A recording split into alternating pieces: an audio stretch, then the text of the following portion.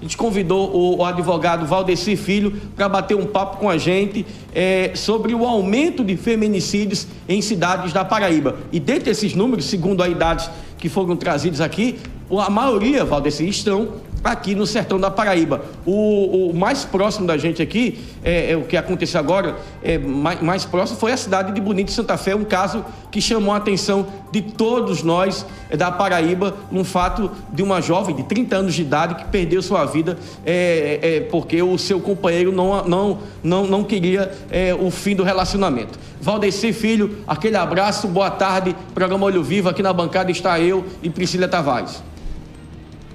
Boa tarde, Peterson. Boa tarde, Priscila. Boa tarde a todos os seus internautas e ouvintes da nossa Paraíba e do nosso Alto Sertão paraibano. É um fato estarrecedor, o acometimento de vários crimes contra a mulher, em razão dela ser mulher, em razão dela buscar, como de direito, o seu lugar, o seu empoderamento no espaço puramente machista. A bem da verdade, Priscila, Peterson e todos, a gente tem que fazer um cotejo histórico, principalmente no âmbito do direito penal, para que a gente possa, pelo menos, averiguar uma, ou se não algumas das causas do cometimento desses crimes. E aí, trazendo esse contexto histórico, a gente sabe que a legislação ela é feita para regular os costumes, inclusive costumes tais que não se ordenam ou não respeitam ou subvertem a lei e a ordem.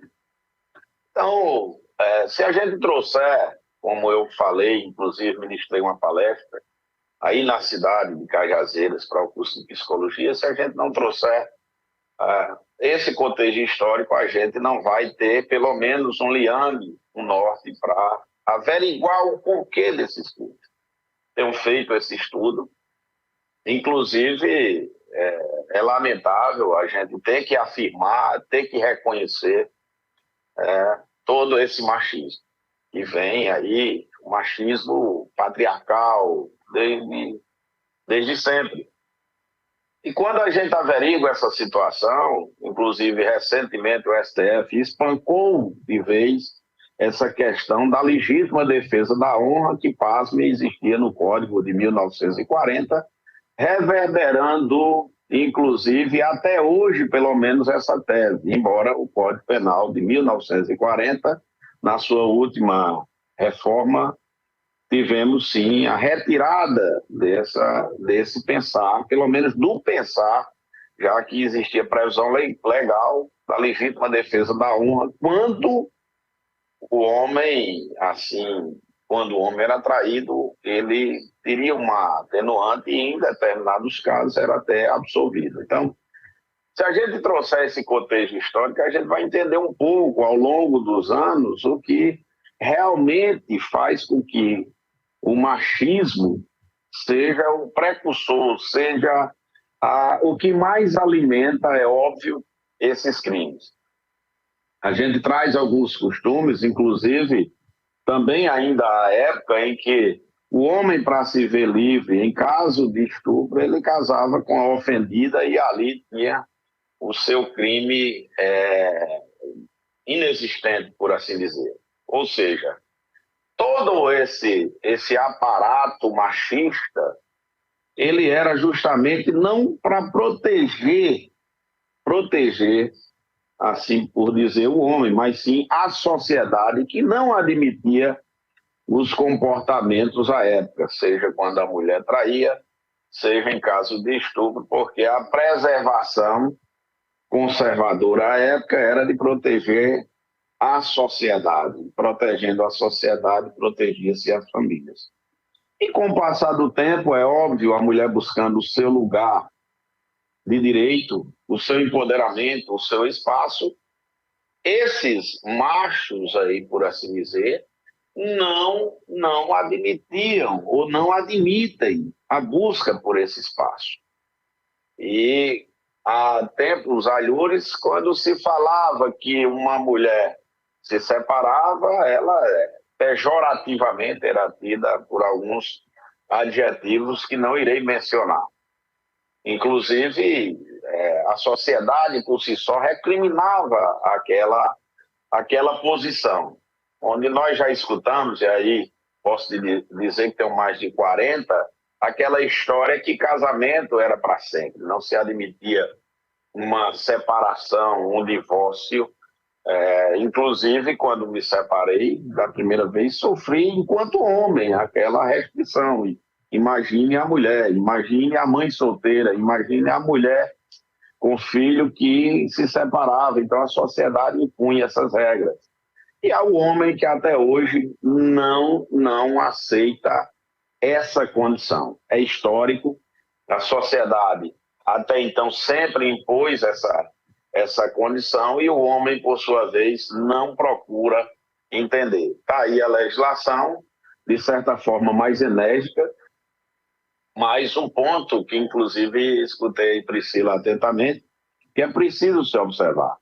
Educar os nossos pequenos, porque essa sociedade que veio, esses homens que vieram dessa época, de 20 anos para cá, não de 20 anos de idade, mas pessoas que têm inteligência suficiente para saber o que é certo ou errado, ao longo desses 20 anos, embora se acentuou muito mais agora, de 10 anos para cá, a questão do feminicídio, eles não estão preparados. Eles não estão preparados para aceitar o empoderamento, não estão preparados para o fim do relacionamento. E aí nos resta, digamos, a título de preservar para o futuro a educação dos nossos pequenos.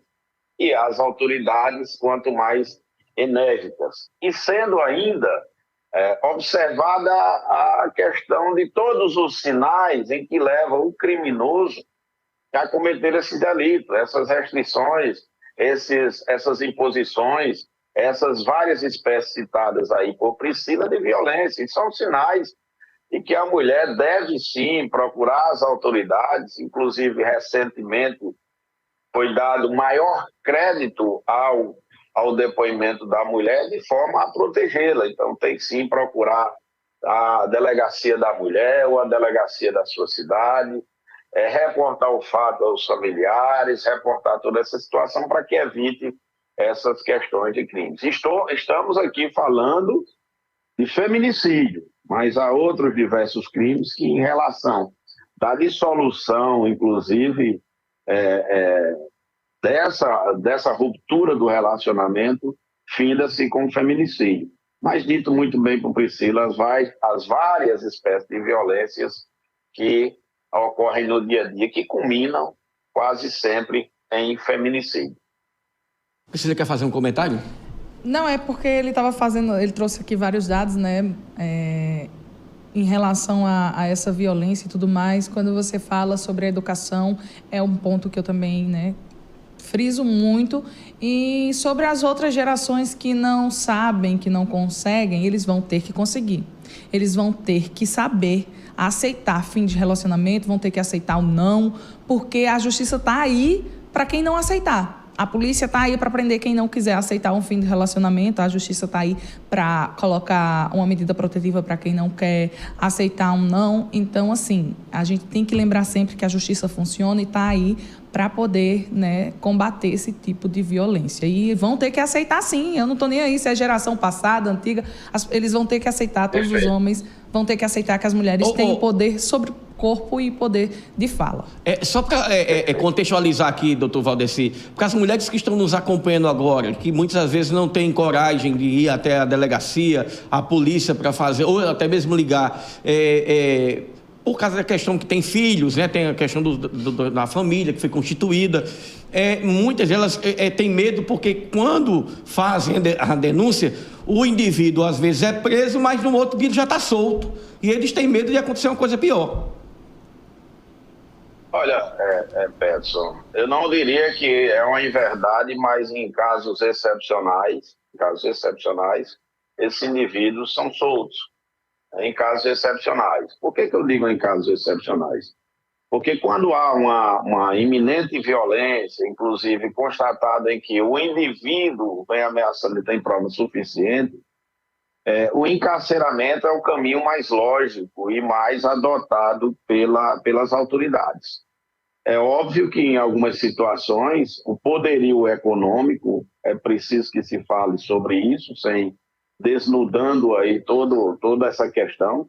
O poderio econômico faz com que isso não ocorra. A gente tem, inclusive, exemplo, que não vou aqui polemizar, de prefeito da região que bateu, espancou, não foi preso, recorreu, enfim, tem toda essa situação. Mas no caso, é evidente, mas a questão em comento aqui do feminicídio em si, ou da tentativa dele, é óbvio, porque depois de ocorrido, essa situação mais gravosa, as autoridades estão sim punindo de forma mais severa.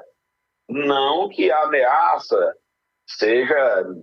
tenha que ter menos cuidado, muito pelo contrário, a ameaça é início, digamos, de tudo, principalmente quando há a separação corpórea, onde esse casal aí, onde essa relação ela se dissolve. Então, havendo ameaça, nós temos aí, na maioria dos casos, finda-se com feminicídio. Eu vou trazer aqui um questionamento bem interessante, e isso foi comentado nessa palestra. A gente sabe que há muitos anos atrás, passar a mão no cabelo da mulher, embora foi uma atitude machista reverberada por muito tempo, era uma das formas de galanteio, né? E às vezes, muitas das vezes, você quis sair a sério. Então, dá um recado aí que não é mais tão comum se passar a mão no cabelo de alguém, principalmente como forma de galanteio e assédio. Beijar à força é estupro.